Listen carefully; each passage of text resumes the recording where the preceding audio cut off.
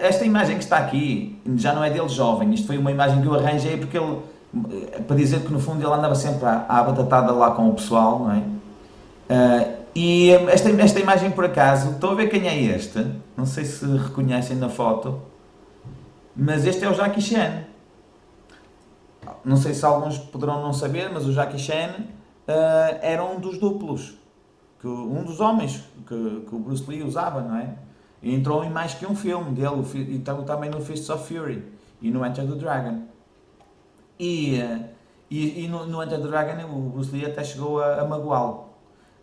E então pronto, esta é uma das cenas onde aparecem os dois grandes das artes marciais. Nem o Bruce Lee que fazia a mínima ideia que ele iria ser quem foi, não é? E quem é hoje em dia.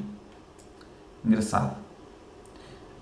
Mas o Jackie Chan só começou depois em 76, como o Jackie Chan e a carreira que ele depois... Antes era um duplo, trabalhava já na indústria, não é? Ele aqui tinha pai 18 anos, à volta disso. E o Bruce já tinha pai 31 ou 32. Ok. E então o que é que acontece?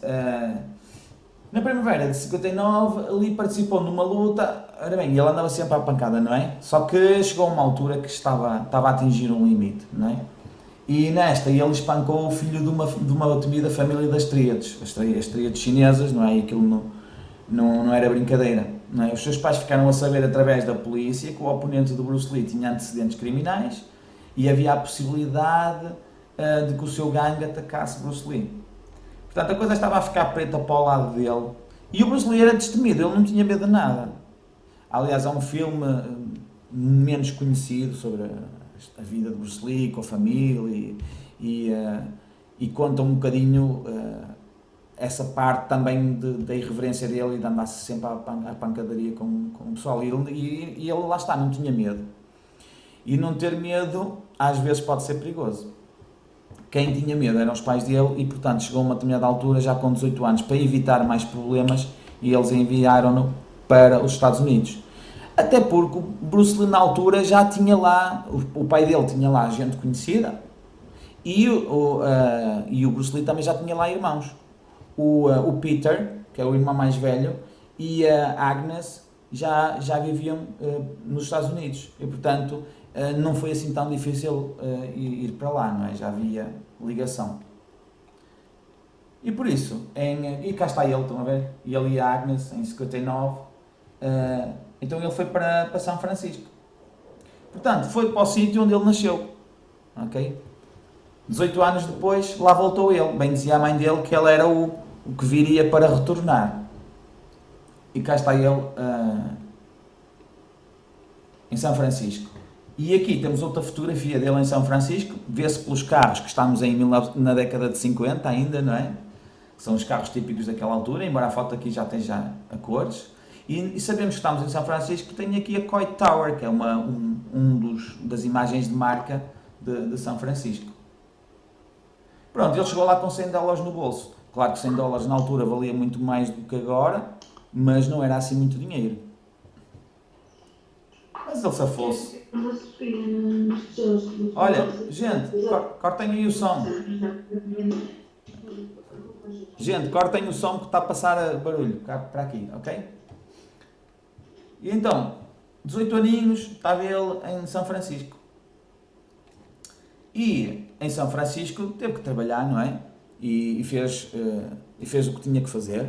Então, depois mudou-se para Seattle, onde, na minha opinião e na opinião de muita gente, foi onde ele realmente foi mais feliz. Foi aqui, foi nesta altura entre os 18 e os 20 e tal, 25, por aí foi. Ele não viveu sempre lá até os 25, mas foi nessa altura em que ele conhecia a mulher, linda, foi nesta altura em que ele foi mais feliz. Porque depois foi uma confusão. A vida dele foi sempre uma confusão, mas nesta altura parece-me, daquilo que eu vejo, daquilo que eu leio e daquilo que eu ouço das pessoas, foi a altura, aliás é onde ele está sepultado, não é? Então ele mudou-se para Seattle, foi aqui que ele estudou, mas primeiro teve que acabar o secundário, não é? Trabalhou para Ruby Cho, que era uma senhora, que esta senhora que está aqui no meio, com este beehive, este penteado, chama-se beehive, aqueles penteados das senhoras nos anos 50, não é? Vejam que é uma pessoa que aparenta ter dinheiro, não é? E este é o irmão dele, mais velho, o Peter Lee, que também já lá estava. Okay? Ele ainda esteve lá uns tempos em casa dele. E portanto, e teve a lavar pratos no restaurante aqui desta senhora.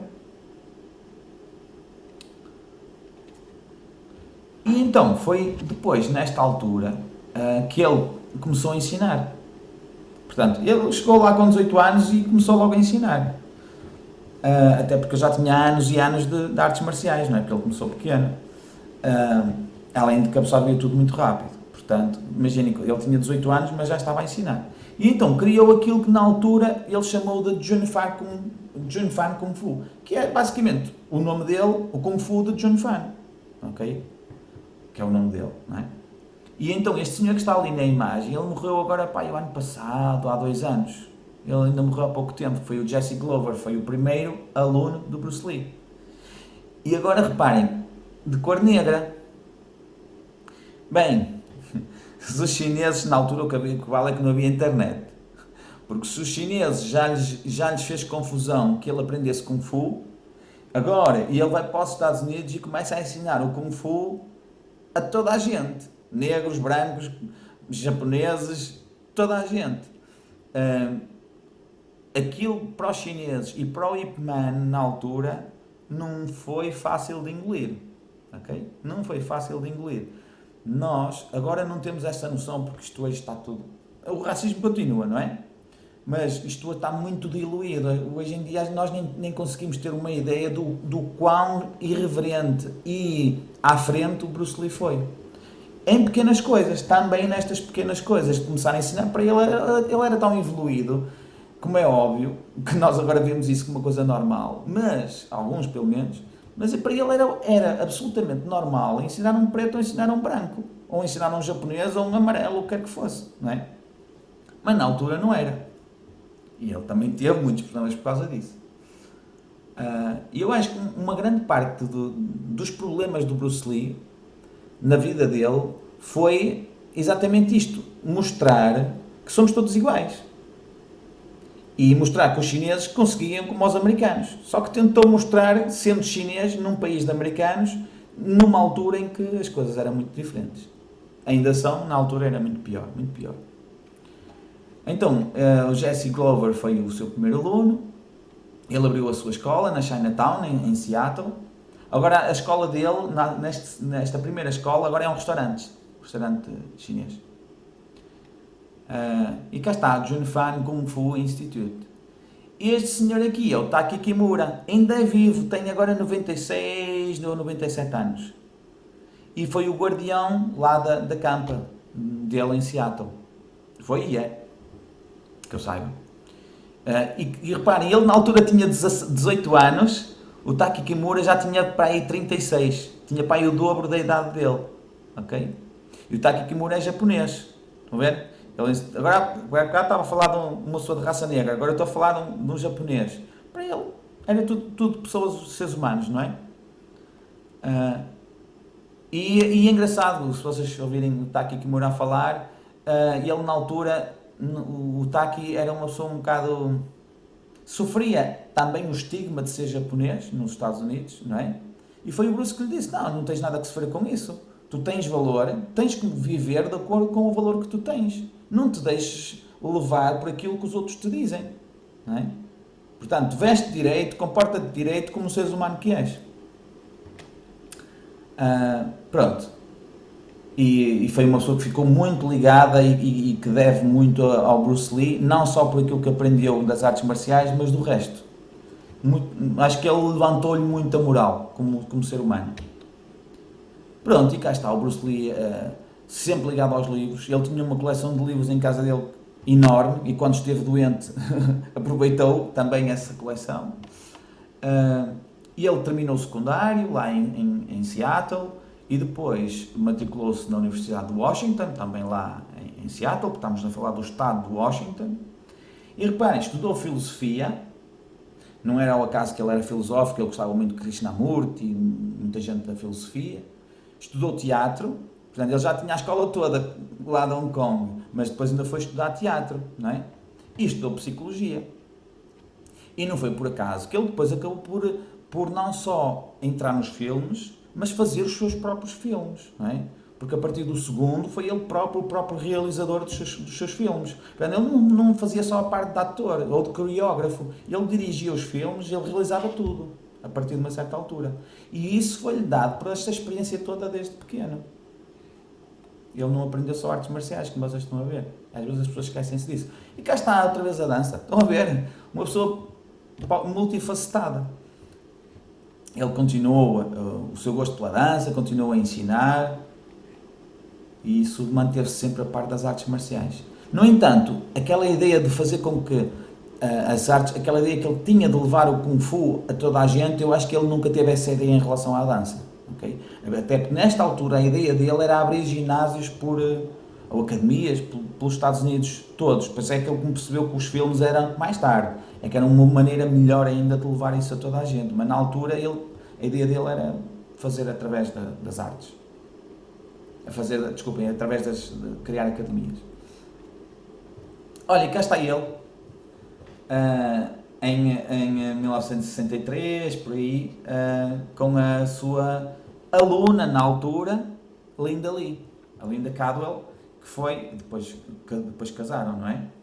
Ela era americana, ele não era, e isso também foi outro problema para eles, para os dois, mais para ela na altura, não é? E cá está, ele conheceu-a lá na altura, em que ela era aluna dele.